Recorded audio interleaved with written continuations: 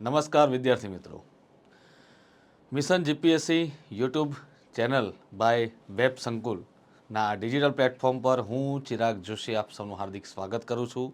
Yes, episode number 37 એનસીઆરટીમાં આજે આપણે શીખવા જઈ રહ્યા છીએ મિત્રો એક મહત્ત્વનો વિષય કલ્ચર, અને કલ્ચર વિષયમાં આજે આપણે મહત્ત્વનો ટોપિક શીખવાનો છે ભારતની કાશ્ય મૂર્તિઓ. ચેપ્ટર નંબર છે મિત્રો 11, ચેપ્ટર નંબર છે મિત્રો આપણું 7, ધોરણ 11 ફાઇન આર્ટ્સ. આપણી જે પુસ્તક છે એનસીઆરટી, જેમાંથી આપણે ગુજરાતી ટ્રાન્સફર કર્યું છે. આ ફાઇન આર્ટ્સના ચેપ્ટર નંબર 7માંથી આજે આપણે પાર્ટ 1 ભણીશું, કેમ કે આપણે એને 2 પાર્ટની અંદર ડિવાઈડ કરેલું છે. બિકોઝ ઓફ કે આ પ્રકરણ મોટું છે અને એના માટે થઈને આપણે શું કર્યું છે ને કે પાર્ટમાં ડિવાઈડ કર્યું છે. 2 પાર્ટમાં આપણે ભણીશું ને 2 પાર્ટમાં અલગ અલગ આપણે મૂર્તિ કળાઓ શીખવાની છે. સો રેડી? તો ચાલો શરૂઆત કરીએ મિત્રો. તો પહેલાં શરૂઆત કરીએ એ પહેલાં તમને કહી દઈશ કે મિત્રો તમે તમારા જે પણ મિત્ર વર્ગ હોય, જે લોકો તૈયારી કરે છે જીપીએસસીની, પરંતુ એ મતલબ કે એફર્ટ નથી કરી શકતા, તો એમના માટે આ ખાસ વિડીયોને તમે શેર કરજો. વેબ સંકુલ એવા વિદ્યાર્થીઓ સુધી પહોંચવા માગે છે કે જેઓ આર્થિક સભર નથી અને એને પગભર કરવા માટે હંમેશા વેબ સંકુલ તત્પર છે. તો પ્લીઝ આ એક પુણ્યનું કામ છે મિત્રો.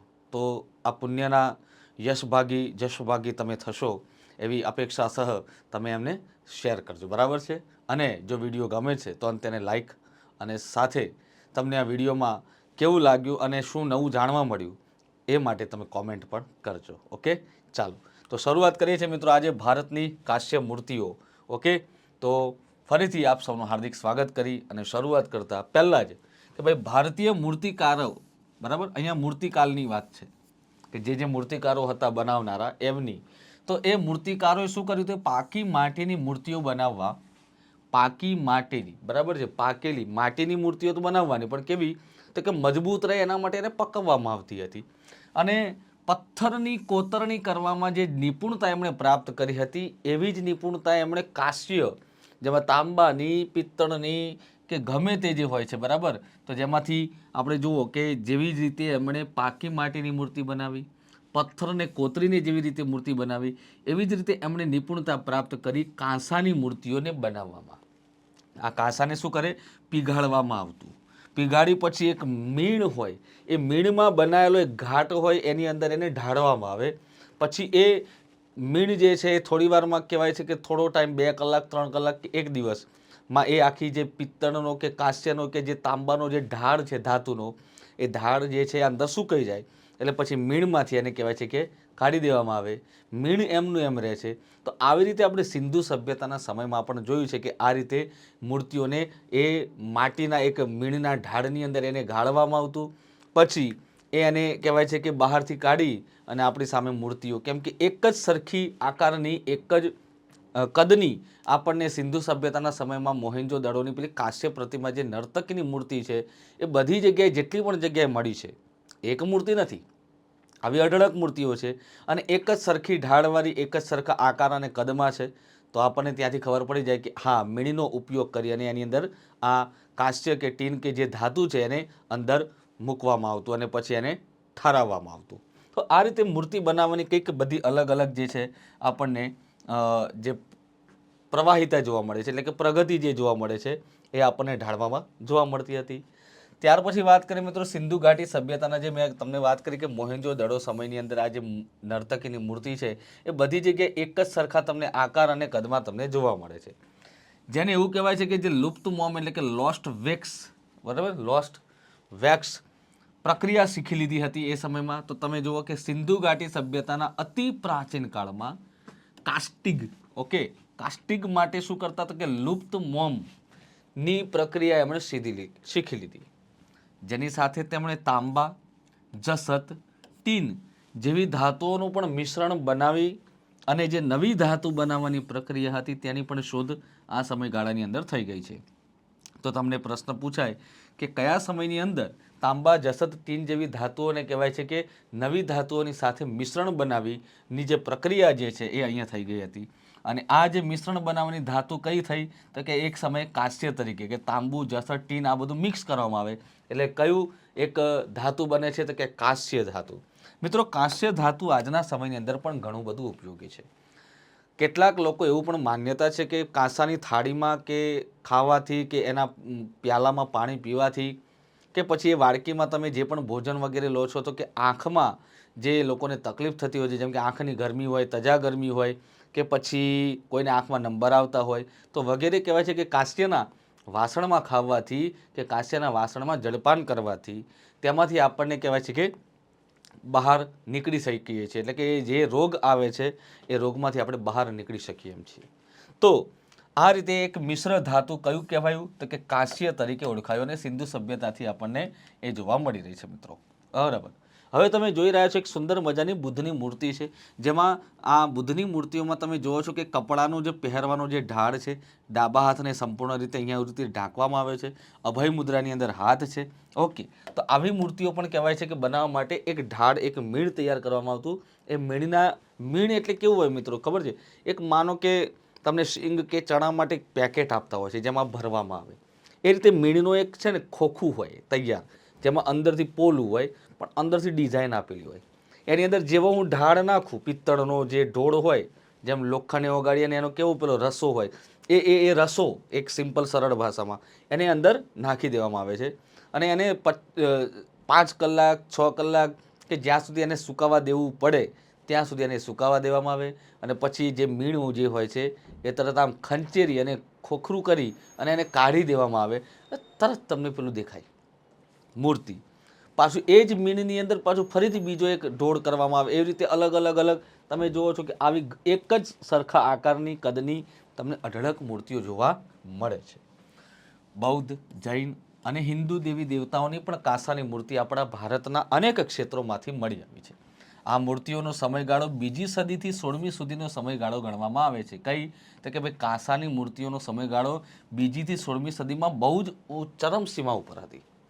આમાંની ઘણી ખરી મૂર્તિઓ એવી પણ છે કે જે ધાર્મિક પૂજા માટે પણ બનાવવામાં આવતી હતી. જેમ કે અહીંયા બૌદ્ધની મૂર્તિ છે, એ આજના સમયની અંદર તમે જુઓ છો કે ભારતમાં નો ડાઉટ કે એક સમય હતો કે જ્યારે ભારતમાં બૌદ્ધ સંપ્રદાયનો ફેલાવો પોતાની ચરમસીમા ઉપર હતો અને બધા જાણીએ છીએ કે મૌર્ય વંશના સમ્રાટ અશોકના સમયની અંદર એ ચરમસીમા ઉપર હતો. ધીરે ધીરે મૌર્યોત્તર સમયગાળાની અંદર અલગ અલગ વૈષ્ણવ સંપ્રદાય, શૈવ સંપ્રદાય, જૈન સંપ્રદાય એવા અનેક સંપ્રદાયો ઉદ્ભવ થયા. સમય જતાં જતાં 12મી સદીથી તમે જુઓ છો કે દક્ષિણ ભારતમાં રામાનુજાચાર્ય વગેરે કહેવાય છે કે ભક્તિ સંતો જે છે ઊભા થયા અને એમના દ્વારા ભક્તિ આંદોલનની શરૂઆત થઈ. તો કેટલાક નિર્ગુણ, કેટલાક સગુણ, કેટલાક મૂર્તિમાં માને છે, કેટલાક નથી માનતા. તો આ રીતે અલગ અલગ કોઈના માનવા ન માનવામાં, જે લોકો નથી માનતા તો એમના વિરોધની અંદર વધારે મૂર્તિઓને કહેવાય છે કે ઉદ્ભવ કરી અને કહેવાય છે કે એમની સામે સતત કહેવાય છે કે ભક્તિ આંદોલન શરૂ રાખ્યું હતું. તો સ્વાભાવિક છે કે મિત્રો તુંડે તુંડે મતિર્ભિન્ના આ જે એક પ્રકારની એક વ્યાખ્યા છે, એક પ્રકારની એક સૂક્તિ છે, તે મુજબ હા ક્યાંક આસ્તિક છે તો ક્યાંક નાસ્તિક પણ છે, ક્યાંક નાસ્તિક છે તો ક્યાંક આસ્તિક પણ છે અને આ રહેવાનું છે. દેશમાં દરેકના વિચારો અલગ છે. કોઈ એમ વ્યક્તિ પણ કહે છે કે ભાઈ આ હવા, કુદરત એ જ સર્વસ્વ છે, એ જ શ્રેષ્ઠ અને એ જ દેવ છે. તો કોઈ એમ પણ કહે છે કે ભાઈ મૂર્તિની અંદર પણ કહેવાય છે કે મૂર્તિમંત થઈને જોઈએ તો પણ કહેવાય છે કે આપણને ભગવાન મળે છે. ભગવાન ઘણા કહે છે ને કે ભાઈ શ્રદ્ધાહીનમ જગત સર્વમ, કે જે વ્યક્તિને શ્રદ્ધા છે તેને મૂર્તિમાં પણ ભગવાન દેખાય છે. ઘણા વ્યક્તિ એવું પણ કહે છે કે ભાઈ શ્રદ્ધા જ છે તો પછી કે મૂર્તિમાં ભગવાનને શોધવાની જરૂર નથી. તો આવા અનેક વિચારો છે, પરંતુ આપણે મૂળ તો કોન્સેપ્ટ ઉપર જવાનું છે. વિચારો ઘણા બધાના, દરેકના ભાઈ અલગ અલગ વિચારો હોય. કોઈ માને ના માનવામાં કોઈનું કંઈ ઘસાઈ જવાનું નથી, કોઈનું કાંઈ ખોટી જવાનું નથી. બરાબર છે. આપણે તો અહીંયા જાણવાનું એ છે કે એ સમયગાળામાં શું ચાલતું હતું, કેવી રીતે આપણે કોઈ ઇતિહાસને કે સંસ્કૃતિને આપણે વર્તમાન સમયની અંદર આપણે એને રજૂ કરી શકીએ, પ્રતિપાદિત કરી શકીએ. આજે તમે એક મોટા અધિકારી બનવા જઈ રહ્યા છો, તમે એક આઈએએસ કે આઈપીએસ તમે જુઓ છો કે એક સફીન હસન આઈપીએસ ઓફિસર છે, બરાબર છે, યંગેસ્ટ છે, છતાંય તેમની મેચ્યોરિટી દેખો, તે કેટલા એક્ટિવનેસ છે. અને આજે અમદાવાદની અંદર પોતે એક આઈપીએસ તરીકે જે સેવા ફરજ બજાવી રહ્યા છે, બરાબર છે. એક સંપ્રદાય કે ધર્મ જે છે એને સાઈડમાં મૂકીને એક આઈપીએસ તરીકેની જે ફરજ છે એ કેવી રીતે નિભાવી શકાય. કોઈ તમને એઝ અ ગેસ્ટ તરીકે ત્યાં ક્યાંય કોઈ સ્વામિનારાયણ સંપ્રદાયમાં બોલાવે છે, કોઈ એવી કોઈ યાત્રા છે તો યાત્રાની અંદર તમને બોલાવે છે, કોઈ મહેમાન તરીકે બોલાવે છે, કોઈ વિદ્યા ક્ષેત્રે બોલાવે છે. દરેક ક્ષેત્રે વ્યક્તિ જાય અને દરેક ક્ષેત્રે અલગ અલગ પોતાનું વક્તવ્ય આપી અને રજૂ કરી બતાવે છે. આને જ કહેવાય મિત્રો એક સિવિલ સર્વન્ટ. બરાબર છે? યસ, આ એક સિવિલ સર્વન્ટની અંદર આપણે કેવા બનવું જોઈએ અને કેવા હોવું જોઈએ એ શીખ આપણે એક વ્યક્તિ સફીન હસન પૂરી પાડે છે. અને એવા ઘણા આઈએએસ આઈપીએસ ઓફિસર છે જેની પાસે આપણને આવી એક શીખ પ્રાપ્ત થાય છે. તો મિત્રો આ એક ઘણું શીખવા જેવું છે. ઔપચારિક શિક્ષણ તો બહુ જ ઓછું કામ આવે છે. અનૌપચારિક શિક્ષણ તમને જીવનમાં વધુ કામ આવશે. ઔપચારિક આ તમે બધું શીખો છો એ ઔપચારિક છે. હું જે બોલી રહ્યો છું કંઈક એડિશનલ, બરાબર છે? કેમ કે ઘણાની આમાં સમજ હોય કે સાહેબ તમે ટોપિક 12 બોલી રહ્યા છો, કોઈ એમ પણ કહે છે કે નહીં સાહેબ આવું પણ જીવનમાં શીખવા જેવું છે કે જ્યાં જે શીખવા માટે આપણે ક્યાંય ડિગ્રી કે એવું કંઈ મળતું નથી, એનું સર્ટિફિકેટ નથી મળતું કે તમે કેટલો અનુભવ લીધેલો છે. અનુભવ હંમેશા વ્યક્તિની વાચા, વ્યક્તિની શારીરિક ક્ષમતાઓ, વ્યક્તિની એક્ટિવનેસ, આ બધું જે છે એ અનુભવ દ્વારા આપણને બહાર નીકળતું હોય છે. તો સ્વાભાવિક રીતે ઘણું જાણવું રહેશે. ઓકે, ઘણી ખરી મૂર્તિઓ ધાર્મિક પૂજા માટે બનાવવામાં આવી હતી, પરંતુ આ મૂર્તિના રૂપો અને સૌંદર્યની દ્રષ્ટિથી અત્યંત આકર્ષક અને શ્રેષ્ઠ હતી. તમે જોઈ રહ્યા છો કેટલી આકર્ષિત મૂર્તિઓ છે, રાઈટ? હવે વાત કરીએ તો મેં તમને જે રીતે કીધું કે ભાઈ પ્યાલો હોય, વાડકી પણ હોય છે, આ બધું કાંસાનું બનાવવામાં આવે છે. આજની નવી જનરેશનમાં કાંસ્ય આ પ્રકારનું છે. બાકી તમે થોડા સમય પહેલાં જોયું હશે કે નીચેનો જે ભાગ હોય તમને બ્લેક દેખવા મળે. તો હવે એને પણ પોલિશ કરી દેવામાં આવે છે. જેમ જેમ હવેની જનરેશન કેવી છે, જો દિખતા है वही बिकता है, जो नहीं दिखता वो बिकता ही नहीं है. હવે એવું થઈ ગયું છે કે જે સારું દેખાય એવું જ, પેલું કહેવાય છે ને કે ભાઈ ધોળું એટલું દૂધ નહીં ને ઉજળું એટલું સોનું નહીં, પણ ઘણાને ઉજળા જ સોના ગમે છે, પછી ભલે ને બગસરું પહેરે. એટલે હવે આવું થઈ ગયું છે. તો આની સાથે સાથે તમે જુઓ છો કે ધાતુ કાસ્ટિંગની પ્રક્રિયાનો ઉપયોગ વિભિન્ન હેતુઓ માટે યોજવા માંડ્યો. જેમ કે ભોજન પકાવવા માટે પણ વાસણો બનવા લાગ્યા. અહીંયા તો ખાલી ખાવા માટેના છે. ખાવા પીવા વગેરેના રોજિંદા કામમાં આવનારા વાસણોમાં કરવામાં આવ્યો કાંસ્યનો ઉપયોગ. આજના પણ જનજાતીય સમુદાયો પણ પોતાની કલા અભિવ્યક્તિ માટે લુપ્ત મોમ પ્રક્રિયાનો ઉપયોગ કરે છે. એટલે કે જે મીણ હોય છે એનો ઉપયોગ કરવામાં આવે, પછી શું થઈ જાય, એ લુપ્ત થઈ જાય અને મૂર્તિ રહી જાય છે. એટલે એને લુપ્ત મોમ એવું નામ આપ્યું છે. તમે જોવો છો આ મોહેંજો-દડોની કાંસ્ય પ્રતિમા, જેને 3 એંગલથી ફોટો લેવામાં આવેલો છે. આપણી પાસે ફોટો જે છે 3 એંગલથી છે. એક સાઇડ એંગલ છે, એક front angle and behind angle છે. બરાબર? તો તમે આ ત્રણેય પ્રકારથી બધી જગ્યાએ જેટલી મૂર્તિ જોશો એ તમને આ એંગલથી જોવા મળે. તો આ મોહેંજો-દડોમાંથી આપણને મળી આવેલી નૃત્ય કરતી સ્ત્રીની પ્રતિમા, જેમાં આપણને એક નૃત્ય પણ જોવા મળે છે જેનું નામ છે મિત્રો ભરતનાટ્યમ. રાઈટ? ભરતનાટ્યમ નૃત્યનો આપણને અહીંયા થોડા ઘણા પુરાવા પણ મળે છે. નર્તકીની મૂર્તિ આ સૌથી પ્રાચીન કાંસાની મૂર્તિ કહેવાય છે કે જેનો સમયગાળો ઈસવીસન પૂર્વે 2500નો માનવામાં આવે છે. એટલે કે આજથી 5000 વર્ષ જૂની આ મૂર્તિ છે. ઘણા તમે સંગ્રહાલયોમાં જશો તો સંગ્રહાલયમાં પણ તમને આ પ્રકારની મૂર્તિ જોવા મળે છે. દેટ મીન્સ આપણું કલ્ચર જે છે એ જીવંત છે. આ નારી મૂર્તિના અંગો અને ધડ સારણીના, ઓકે, એટલે કે સૂચિના રૂપમાં સરળ છે. આમ જોવા જઈએ તો બિલકુલ ઇઝી છે. આવી એક નાની નાની મૂર્તિઓ, કેટલી અનેક મૂર્તિઓ તમને ક્યાં મળે છે? તો કે આ મૂર્તિઓનો સમૂહ તમને દાયમાબાદ, જે મહારાષ્ટ્ર રાજ્યમાં આવેલું છે, દાયમાબાદ, ત્યાંના પુરાતાત્વિક ખોદકામ દરમિયાન આવી અનેક નાની મોટી મૂર્તિઓ આપણને મળી આવેલી છે. આ મૂર્તિઓનો સમયગાળો ઈસવીસન પૂર્વે 1500નો માનવામાં આવે છે, જે દાયમાબાદમાં મળી આવેલી છે. જેમ સિંધુ સભ્યતામાં મોહેંજો-દડોની જે 2500 વર્ષ પૂર્વે, એમ ઈસવીસન પૂર્વે 1500ની ઘણી બધી મૂર્તિઓ અહીંયા દાયમાબાદમાંથી મળી આવી છે. અહીંયા મળી આવેલા એક રથની પણ મૂર્તિ છે, જેમાં મૂર્તિના પૈડા સામાન્ય રીતે ગોળ છે. મૂર્તિના એક રથની મૂર્તિના, બરાબર, જ્યારે તેના ચાલક એટલે કે માનવની મૂર્તિ, આમ જે ચલાવતો હોય ને એ વ્યક્તિની આકૃતિ લાંબી બતાવવામાં આવી છે. માણસની મૂર્તિ લાંબી છે આકૃતિ, પૈડાની આકૃતિ કેવી છે? સામાન્ય રીતે રથની મૂર્તિના પૈડા કેવા છે? ગોળ. બરાબર છે? પૈડા બધાને ગોળ જ હોય ભાઈ. ઓકે. અને પણ માનવ જે ચલાવવાવાળો, જે બળદ ચલાવવાવાળો કે રથ ચલાવવાવાળો વ્યક્તિ હોય છે, એને થોડો લાંબો બતાવે છે, આમ ખેંચાયેલો. હવે મારો ફોટો આમ પાડ્યો હોય અને ફોટો પાડીને પછી હું એડિટિંગ કરીને આમ નીચેથી આમ ખેંચું તો પગ કેવા થઈ જાય? આમ ટાંગા લાંબા થઈ જાય. બરાબર છે? માથું આમ હોય તો આમ પાતળું થઈ જાય. આમ જેમ પેલું રબર ખેંચતા હોય ને કેવું થાય એવું. રબર જે છે આ આવું લાગે. પણ એને ખેંચીએ તો આમ થાય. તો એ ટાઈપનું અહીંયા પાતળું તમને એક લાંબુ અને પાતળું તમને આકૃતિ બતાવવામાં આવે છે. અને આગળ પાછળ બળદ પણ કહેવાય છે કે જોડેલા છે, એટલે આ રથ કેવો હશે? બળદગાડા સમાન. બરાબર. તો આ રથને તમે બળદગાડું પણ કહી શકો છો. ઓકે, બળદગાડું. પછી વાત કરીએ તો કે બિહાર રાજ્ય. હવે દાયમા બાદ પછી જઈએ છીએ. બિહાર રાજ્યના ચૌસા નામના સ્થળેથી જૈન તીર્થંકરોની, કોની? જૈન તીર્થંકરોની આપણને ક્યાંથી મળે છે? બિહાર રાજ્યના ચૌસા નામના સ્થળેથી તીર્થંકરોની અનેક રોચક મૂર્તિઓ તમને પ્રાપ્ત થાય છે. આ તમે જોઈ રહ્યા છો અહીંયા, તો એ ત્યાંથી મળેલી મૂર્તિઓ છે, જે ઈસવીસન પૂર્વે 2જી સદીની, એટલે કે કુષાણ વંશના શાસકોના સમયની, કુષાણ વંશના શાસકોના સમયની છે. અને આ તીર્થંકરોને નગ્ન એટલે કે દિગંબર કેવા બતાવે છે? આ દિગંબર સંપ્રદાયની મૂર્તિ છે. જૈન ધર્મ જેમાં 2 ફાંટા છે, શ્વેતાંબર અને દિગંબર. તો એ પૈકી અહીંયા કઈ મળી આપણને? દિગંબર. આ કાંસાની મૂર્તિઓ દ્વારા જાણવા મળે છે કે ભારતીય મૂર્તિકારો પુરુષોના અંગો અને વળાંકવાળા સ્નાયુઓના પણ નિર્માણમાં કેટલાક કુશળ થઈ ગયા. સાહેબ, સ્નાયુઓના નિર્માણ માટે કેવી રીતે વળાંકવાળા? તો તમે જોવો છો કે અહીંયા જે મુખનો ભાગ અને હસ્તનો ભાગ સંપૂર્ણ રીતે વળાંક લેતા થઈ ગયા છે. બહુ જ સુંદર રીતે એમણે જો પલાટી મારતા કહેવાય છે કે તીર્થંકરને બતાવવામાં આવ્યા છે. પદ્માસનની મુદ્રામાં મૂર્તિ છે. બરાબર છે. છાતીનો ભાગ કહેવાય છે કે જે રીતે હોવો જોઈએ એ રીતે, પ્લસ તમે જોવો છો કે આપણે જે ફિટનેસ હોવી જોઈએ એ રીતે મૂર્તિની ફિટનેસ, આંખો, નાક વગેરે, મસ્તકનો ભાગ તમામ જે છે એમાં નિપુણતા એમણે પ્રાપ્ત કરી લીધી છે. બાકી તમે મોહેન્જો-દડોની જે પેલી મૂર્તિ જોશો તો એમાં તમને ખબર પડશે કે મૂર્તિમાં જે મોઢાનો જે ભાગ જે છે એમાં થોડી કચાશ રહી ગઈ છે. ઓકે, અહીંયા એક હાથમાં બરાબર પૂરેપૂરા ઘરેણા છે, બીજા હાથમાં નથી. રાઈટ. ત્યાર પછી વાત કરીએ તો કે મૂર્તિનો જે દેખાવ હોવો જોઈએ, જે ઘાટ હોવો જોઈએ, એક સ્ત્રીનું લાલિત્ય હોવું જોઈએ, એ છે તો ખરું, પણ તેમ છતાંય અછત તો ખરી.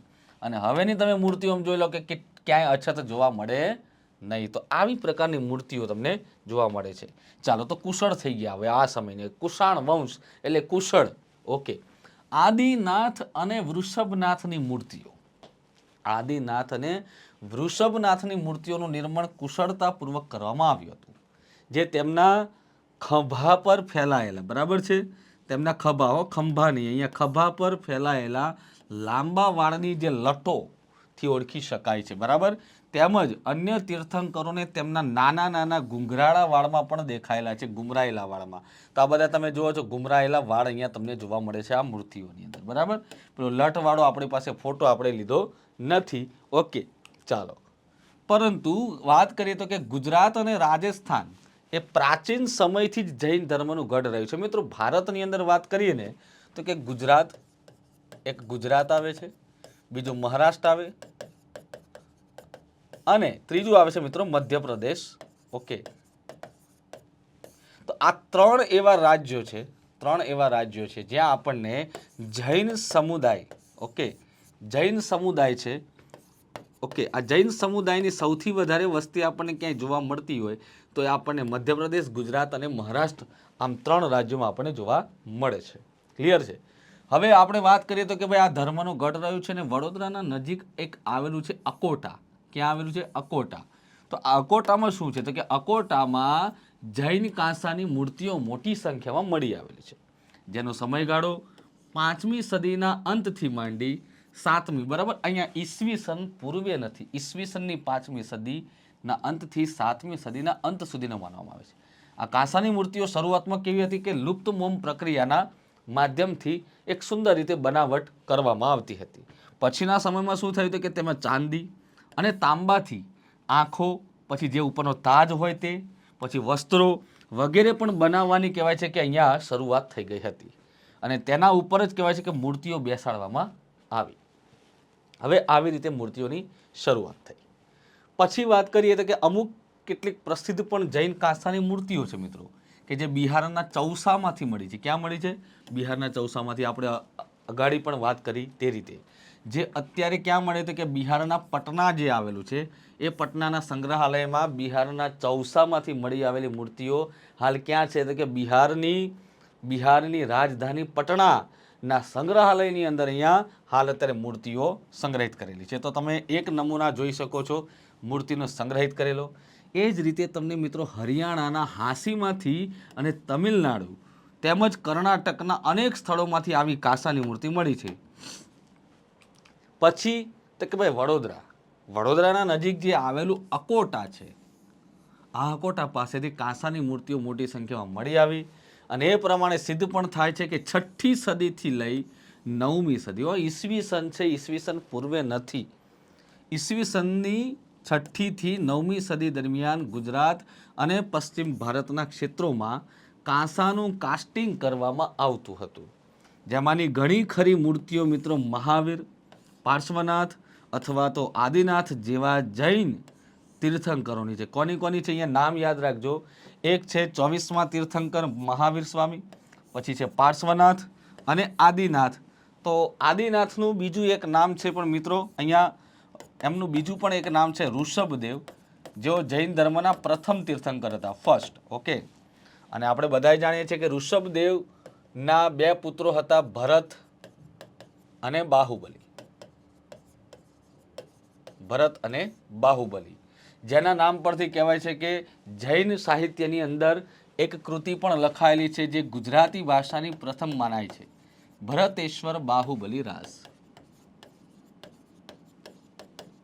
ગુજરાતી ભાષાની પ્રથમ કૃતિ જેની અંદર એવું કહેવાય છે કે ભરત અને બાહુબલીનું યુદ્ધનું વર્ણન કરવામાં આવ્યું છે. ઋષભદેવ જ્યારે આ યુદ્ધ જોવે છે ત્યારે કહેવાય છે કે એમણે પોતે શરણાગતિ સ્વીકારી અને કહેવાય છે કે એવું માનવામાં આવે છે કે તેમણે ત્યારથી કહેવાય છે કે દીક્ષા લઈ લીધી, એટલે કે એમણે સંસાર ત્યાગી અને એમણે એક સાદું જીવન જીવવાનું એમણે પસંદ કર્યું હતું. ત્યાર પછી મિત્રો વધીએ છીએ આગળ કે જૈન મૂર્તિઓનું એક નવું પણ રૂપ અસ્તિત્વમાં આવ્યું હતું કે જેમાં તીર્થંકરોને એક સિંહાસન પર બેસાડેલા પણ બતાવવામાં આવેલા અને આ તીર્થંકરોને એકલા અથવા તો 3 થી 24 નંબરના જે તીર્થંકરો હોય એના સમૂહમાં રજૂ કરવામાં આવતા. 1 2 પહેલા અને બીજા તીર્થંકર નહીં, પણ 3 થી માંડીને 24 તીર્થંકરોના સમૂહમાં આપણને રજૂ કરવામાં આવે છે. કદાચ પ્રશ્ન એવો પૂછાય કે ભાઈ નીચે આપેલ વિધાનો પૈકી કયા સાચા છે અને એમાં વિધાનો ચકાસવામાં કીધું હોય તો આ તીર્થંકરો જે હતા કયા સમયના હતા? કે ભાઈ જે જૈન મૂર્તિઓનું જે ગુજરાતમાં અને વગેરે આપણે 6ઠ્ઠી સદી પછીની જે મૂર્તિઓ છે તે સિંહાસન ઉપર બિરાજમાન છે. યસ, 1 થી 24 તીર્થંકરોના સમૂહમાં નહીં, 3 થી 24 સમૂહમાં. ઓકે, ચાલો. આ સિવાય અમુક કેટલાક પ્રમુખ પણ તીર્થંકરો છે જેમની શાસન દેવીઓ પણ, જેમ કે શાસન દેવીઓ તે જે શાસન કરતી હતી તે દેવીઓ, જેમાં એક આવે છે મિત્રો યક્ષિણી દેવી. યક્ષ અને યક્ષિણી તમે નામ સાંભળેલું હશે. યક્ષિણીઓની જે નારી મૂર્તિઓ છે એ પણ બનાવવામાં આવતી હતી. શૈલીની દ્રષ્ટિથી એવું પણ કહેવાય છે કે ગુપ્ત વંશના સમયગાળા દરમિયાન ગુપ્ત અને વાકાટક આ બંને સમયની કાંસાની મૂર્તિઓએ વિશેષતાથી પ્રભાવિત હતી.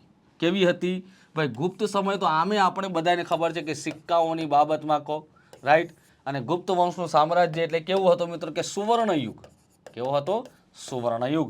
તો સ્વાભાવિક રીતે છે કે એના સમયમાં કંઈ ઘટે નહીં. તો આ રીતે ચકેશ્વરી અને ચકેશ્વરી આ સમયની જે મૂર્તિઓમાં ચકેશ્વરી એ આદિનાથની શાસન દેવી હતી, જ્યારે અંબિકા એ કોણ હતા? તો કે અંબિકા એ નેમિનાથની શાસન દેવી હતી. આદિનાથ પહેલા તીર્થંકર, નેમિનાથ 22મા તીર્થંકર.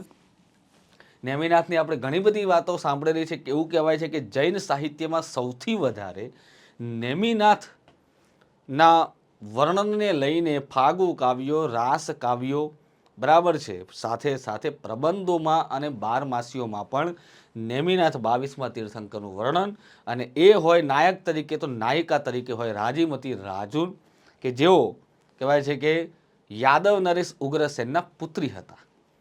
આમ તો લગ્ન થવાના હતા, પરંતુ કહેવાય છે કે હિંસા જે થતી હતી એ જોઈને નેમિનાથે ત્યાં ગયા નહીં અને એ કહેવાય છે કે લગ્ન અધૂરા રહ્યા હતા. હવે તમે અહીંયા જે એક મૂર્તિ જોઈ રહ્યા છો મિત્રો, બુદ્ધની મૂર્તિ, બરાબર. આ બહુ મોટી મૂર્તિ છે, પણ આ જ પ્રકારની મૂર્તિઓ કાંસ્યમાં બનાવેલી જોવા મળે છે. ક્યારે? તો કે ભાઈ જુઓ, બુદ્ધની અનેક મૂર્તિઓ ઊભી મુદ્રામાં મળી આવે છે. અહીંયા ઊભી મુદ્રામાં છે, યસ, જેમાં બુદ્ધને અભય મુદ્રામાં પણ દર્શાવેલા છે. તો આ મુદ્રા તમે જુઓ છો એ કેવો છે? આમાં હાથ કરતા હોય તો એને અભય મુદ્રા કહેવાય.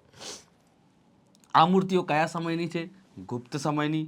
અને તેના પછીના પણ સમયની, એટલે કે 5મી, 6ઠ્ઠી, 7મી સદીની છે, જે ઉત્તર ભારતના ઉત્તર પ્રદેશ તેમજ બિહારમાં કાસ્ટિંગ કરીને આ મૂર્તિઓનું નિર્માણ કરવામાં આવતું હતું. હવે આમાં જે બૌદ્ધ ભિક્ષુઓ હોય છે, બરાબર, બૌદ્ધ ભગવાનની જે મૂર્તિ હોય છે, એમાં ભિક્ષુના કપડાથી ખભો ઢાંકવામાં, અહીંયા ખંભો છે ત્યાં ખંભો ઢાંકવામાં આવતો.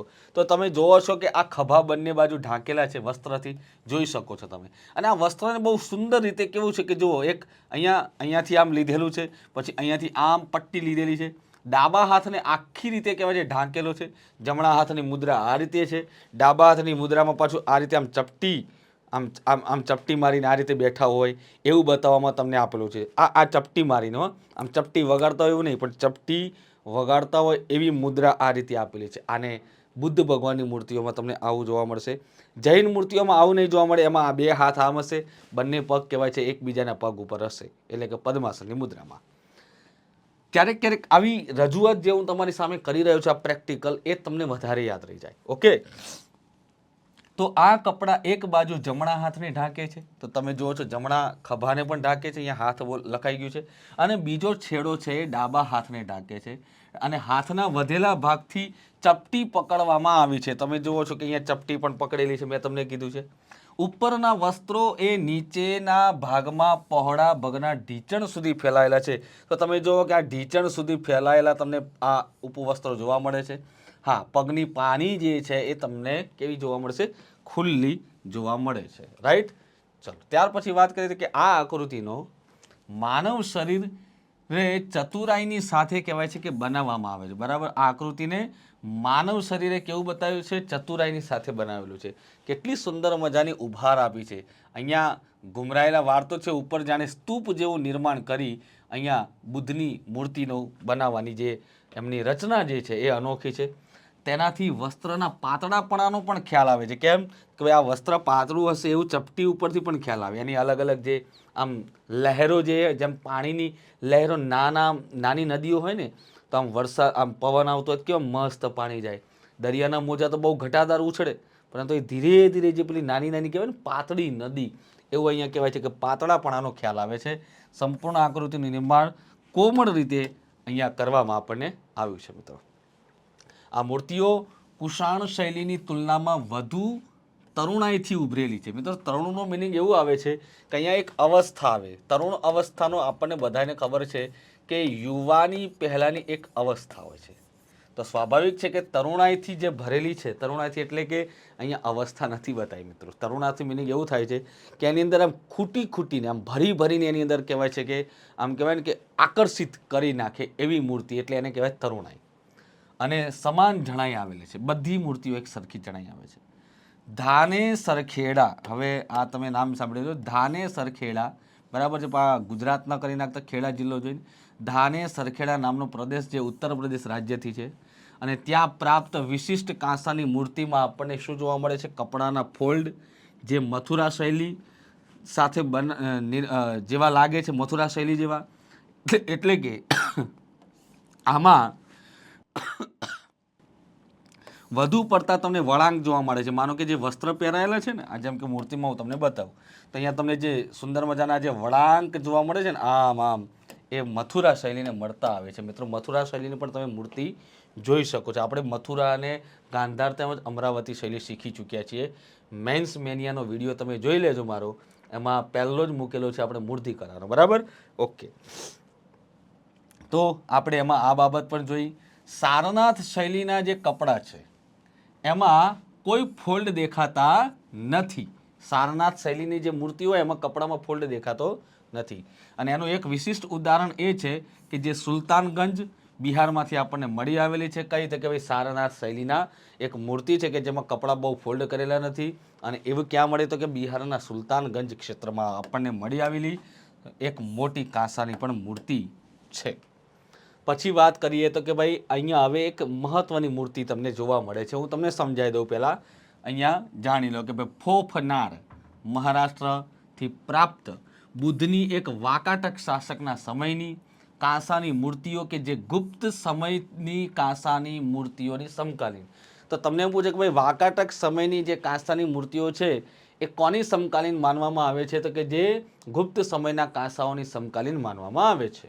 જેમાં ઈસવીસન ત્રીજી સદીમાં પ્રચલિત આંધ્રપ્રદેશની એક અમરાવતી શૈલીનો પણ પ્રભાવ આપણને એ જોવા મળે છે. કેમ કે બીકોઝ ઓફ બ્લેક છે મૂર્તિ અને સાથે સાથે ઊભી મુદ્રામાં છે. અને આ અમરાવતી શૈલીનો પ્રભાવ દૃશ્યમાન થાય છે અને સાથે સાથે તેમાં ભિક્ષુઓના વસ્ત્ર પહેરવાની શૈલીમાં પણ ઘણું પરિવર્તન જોવા મળે છે. જુઓ હવે અહીંયા કેવું પરિવર્તન આવ્યું, તો અહીંયા એક જ સાઈડ બાંધવાનું આવી ગયું. આખો વસ્ત્ર જે છે અહીંયા તમે જોઈ શકો છો ઊભી મુદ્રામાં છે.